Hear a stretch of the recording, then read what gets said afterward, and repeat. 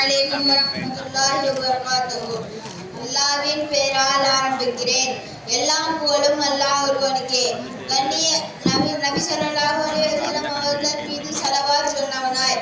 கண்ணியமிக்க அல்லாஹ்வின் நல்லடியார்களே, அன்பான சொந்த பந்தங்களே, பெரியவர்களே, பெற்றோர்களே, எல்லாருக்கும் என்னுடைய சலாமை கூறுகிறேன். அஸ்ஸலாமு அலைக்கும் வரஹ்மத்துல்லாஹி வபரகாத்துஹு. இன்னைக்கு நம்ம இஸ்லாம்ல மிகப்பெரிய பாவமாக கருதப்படுகிற வட்டியை பற்றி பேச போறோம்.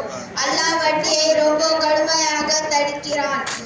அல்லாஹ் குர்ஆன்ல கூறுகிறான், யார் வட்டியை சாப்பிடுறாங்களோ அவங்க மறுமை நாளைக்கு ஷைத்தான் பிடிச்ச பைத்தியம் மாதிரி தான் இருப்பாங்க. அல்லாஹ் வியாபாரத்தை ஹலாலாக்கி வட்டியை ஹராமாக்கிட்டான். இன்னொரு இடத்துல அல்லாஹ் கூறுகிறான், அல்லாஹ் வட்டியை அழிச்சிடுவான், ஆனா சதகாவை அதிகப்படுத்துவான்னு சொல்கிறான்.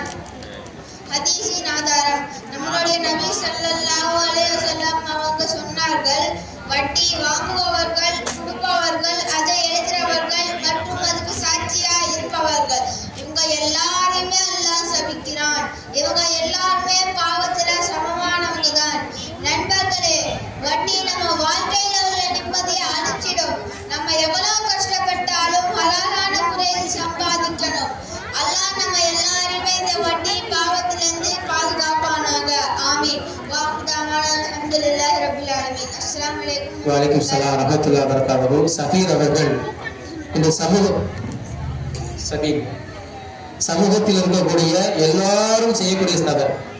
அதனாலே கால சூழலில் வட்டி என்கின்ற ரசூலுல்லாஹ் சொன்னாங்க, கியாமத் நாளுடைய அடையாளம் ஒருவன் வட்டியுடைய வாடையால் நுகர்ந்திருப்பான். யார் அதெல்லாம் தவிர்க்க முடியாது. இன்னைக்கு பேங்க்ல அக்கௌண்ட் வச்சிருக்கோம்ல, அது அத்தனை வட்டியை சார்ந்ததான. இன்னைக்கு குடும்ப சூழ்நிலை ஏற்படுகிறது, கஷ்டங்கள் ஏற்படுகிறது.